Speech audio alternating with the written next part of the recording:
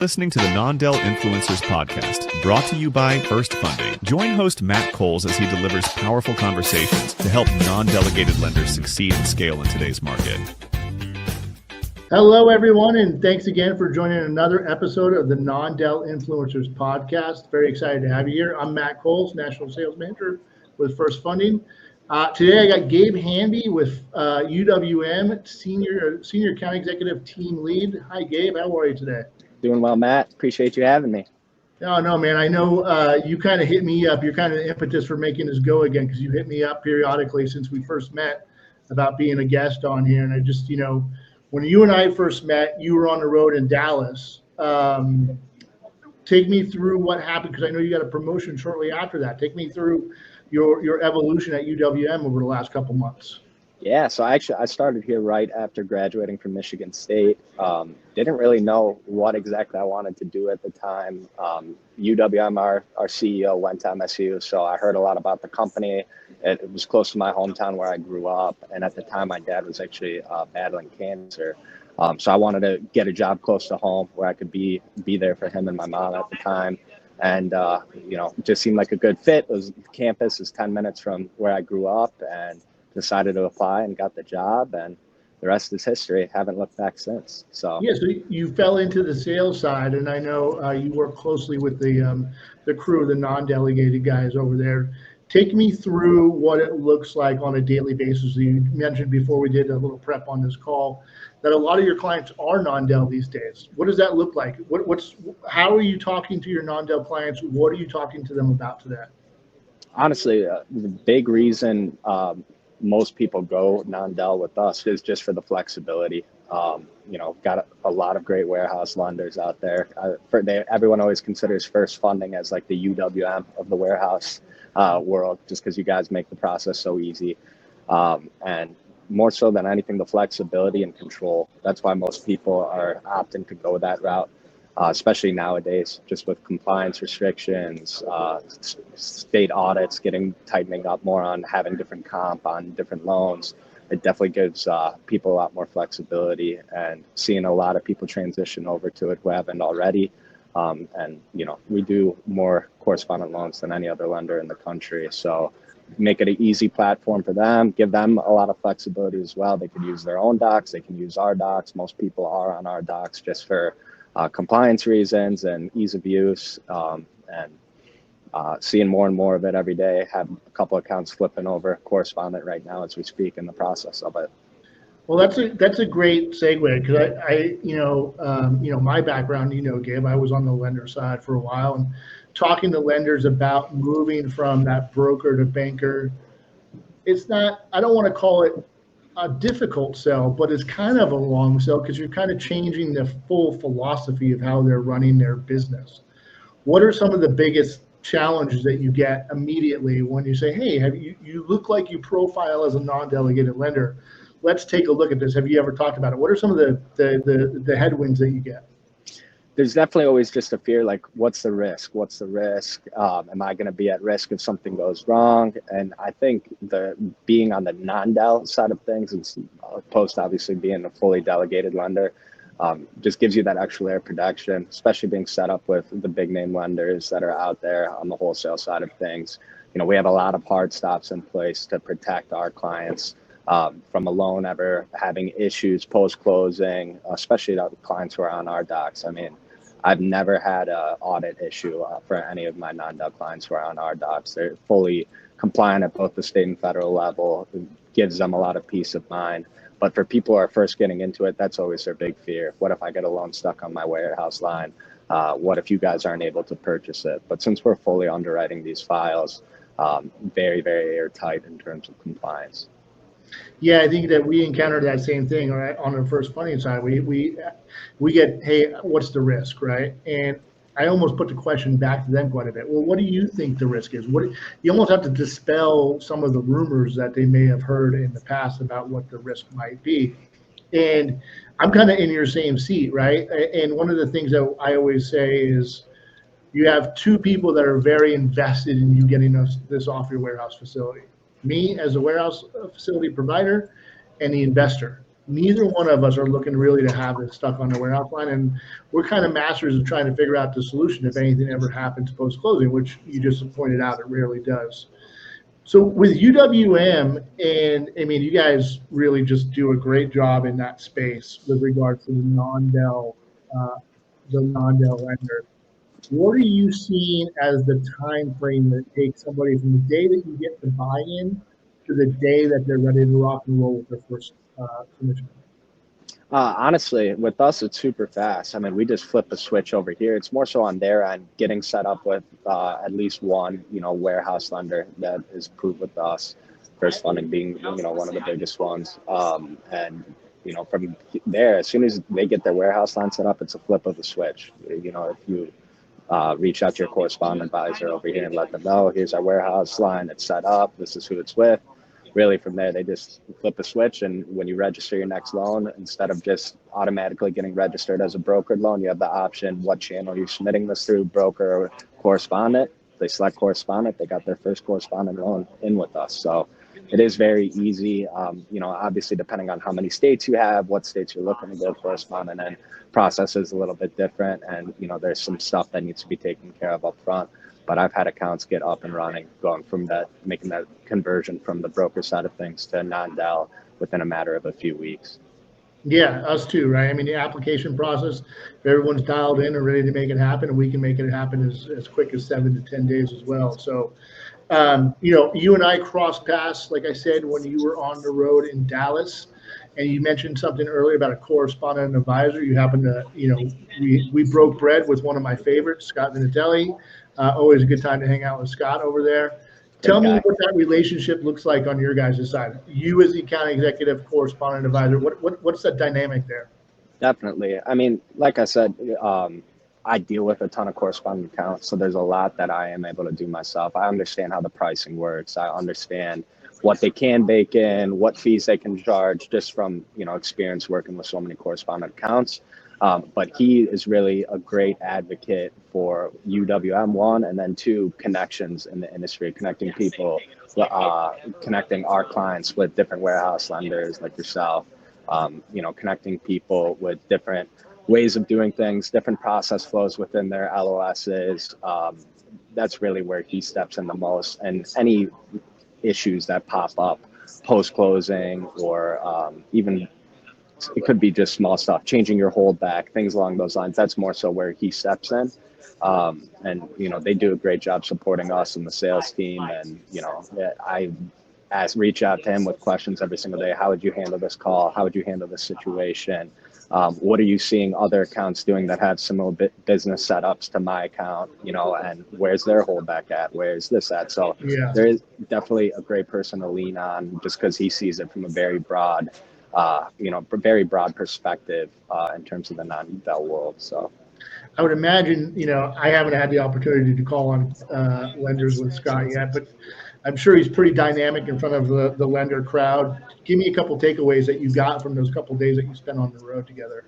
Yeah, definitely, especially with process flows, how they're using their LOS, using pros and cons to using their docs versus our docs. He's a wealth of knowledge, that's for sure. And, he deals a lot with some of the biggest accounts at UWM. People are doing 300, 400, 500 units a month with us. So, he really knows what it looks like. And a lot of those accounts started with us as brokers doing 10 loans a month that have grown into what they are now. So, when I've traveled with him, it's always about scaling. How can we scale you guys from where you're at to doing 20 loans a month to 100, or whatever whatever that company's goal is, that owner's goal is.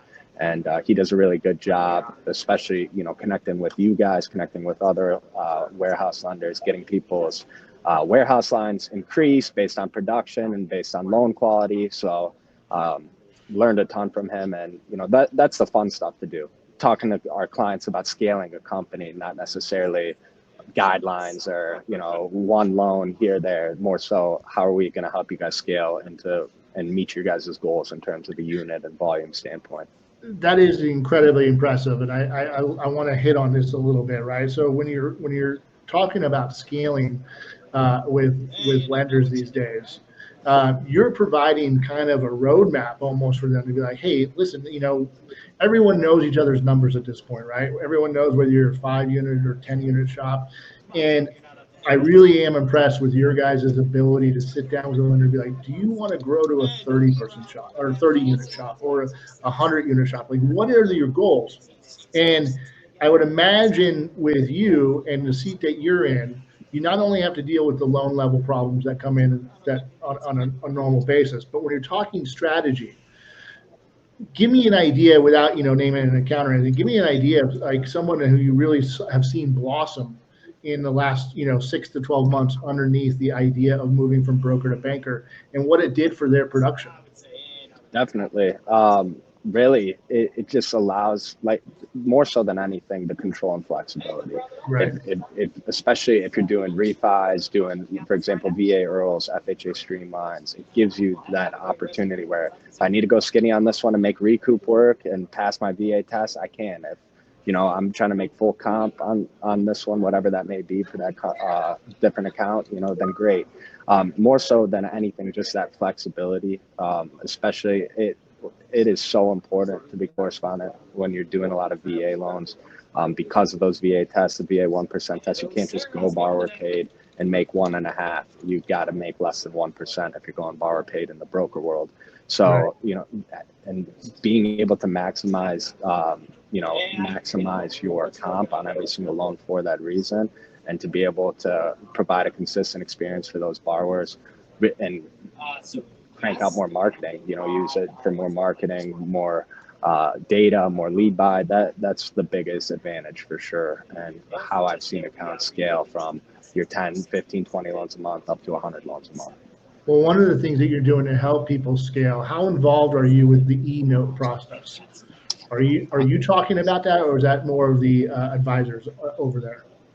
More so the advisors for sure. I mean, I am familiar with it just because I do have a couple accounts doing both virtual closings. You guys were like the first ones to allow us to start doing that on correspondent loans, which was awesome. And I'm seeing more and more of it, especially as rates tick down and more people are trying to do refis. No one wants to pay a mobile notary fee if they're decent with technology and can do a virtual close from home. So the e-note process, I mean, it allows the lenders to turn over the line faster. It eliminates all this time of shipping notes and collateral. Several weeks ago, we had an ice storm in Dallas and collateral was delayed. And those type of delays end up costing, the lender a little bit of money here and there, especially on their warehouse facility. So an e-note process eliminates a lot of that, delay, and you can turn over the notes very, very quickly. So as a leader in that space, UWM is doing a fantastic job on that e-note process. And so I would imagine that a lot of your correspondent associates are trying to push that as much as they possibly can with regards to speed and process. I know a little bit about UWM, and speed is important to you guys over there. Definitely. And like you said, when you have those one-off situations, weather related, mails delayed for whatever it may be, it definitely does make a huge difference in terms of interest on the warehouse line and, getting things turned around as quickly as possible to open up more space. So take me back. I want to go back to you joined UWM out of Michigan State, and you said you didn't really know much about mortgages. So how did you get tracked into the sales cycle, and what were some of the lessons that you learned along the way to kind of go, okay, this could be going from a job to a career inside of the industry? Definitely. I mean, it was scary at first just because I didn't even know there was a T in mortgage. I had no mortgage experience. I started directly out of college, but the training here is fantastic.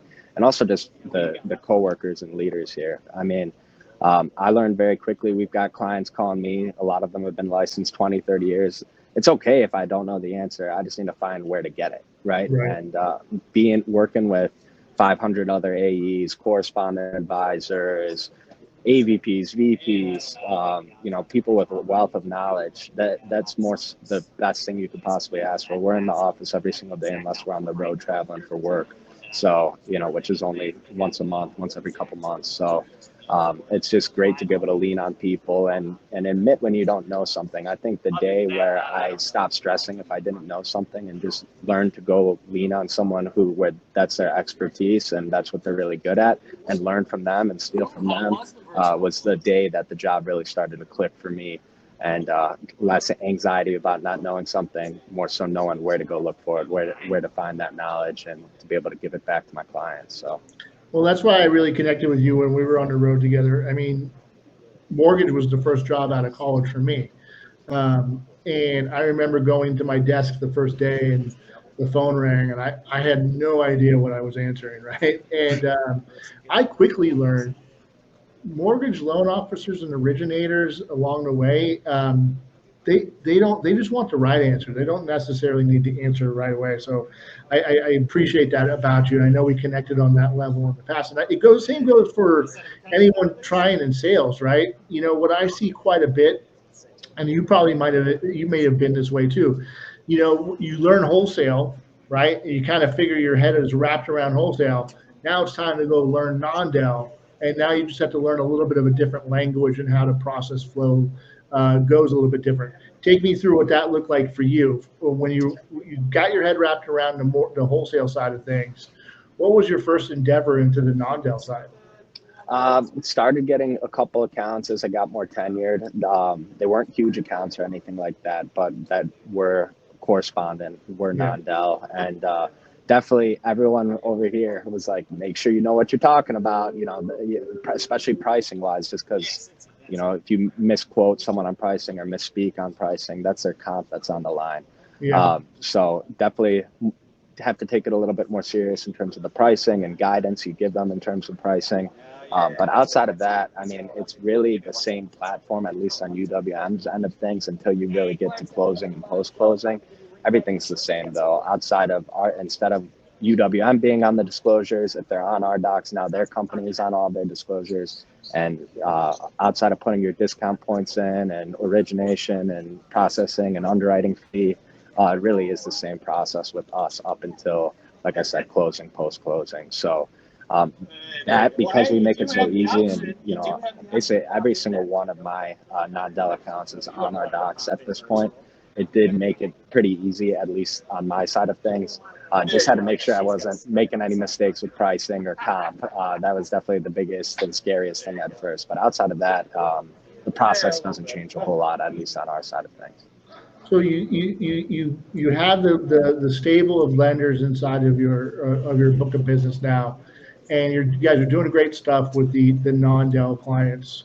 Once you get past the headwinds, what are some key points that you try to make to your non-delegated lenders once they get set up? What are some, like, one or two key takeaways where you see that non-del lenders that are successful, where they get launched and they are successful immediately with it? What are one or two takeaways that you see on a consistent basis? Honestly, I wish I had an example or something specific, a story, but I really don't, just because, at least on our end, and I know it's a lot different with other investors, other lenders.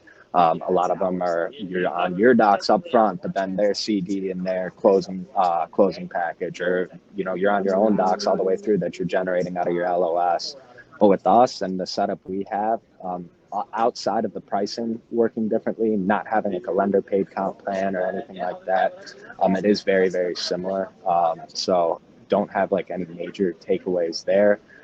More so just getting them comfortable with it, getting them comfortable with how the pricing works, what they are and aren't allowed to do, and making sure they feel comfortable and are set up for success so they're not running into any major roadblocks.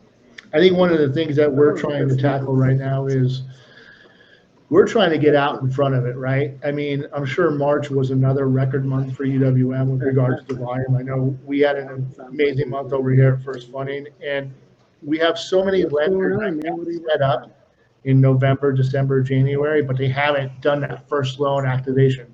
They haven't dipped their toe into that process. And so what we're trying to concentrate on our side is like, hey, like, let's make sure that you get going before it gets incredibly busy and you don't have the time to learn. And so that's one of the things that we're very focused on heading into the spring buying season, is going back and relooking at a lot of the lenders that haven't yet quite activated. And you guys do such a great job of staying on top of them, and I know my sales team does as well. Outside of the industry, what's the next step for you? Are you trying to expand your career into something different over there? You got your fast track on sales. Give me an idea what's next for you, Gabe. Honestly, I'm happy where I'm at right now. I'm currently a team lead, so I got 8 AEs under me, and I'll help support them in their accounts while also working my own book of business. So it's been really good. I've been in this role now for almost a year, having a team underneath me, and it's been fantastic. I really enjoy it, and especially being at UWM, the amount of support and mentorship I received over my first 3 years here before I did become a team lead. It makes it feel really good to give that same support back to my team and to be able to help them, just because I got so much help and support from so many different individuals here when I started. So honestly, I could maybe potentially move up down the road, but I'm happy in the seat I'm in currently. I'm loving it, and that balance between leadership and also managing my own production has been really good. So I love seeing young people like yourself in the business. It's been my entire career. You and I, when we sat down to dinner, a few months ago, I said the same thing, right? Like it's been my entire career for the last 25 years.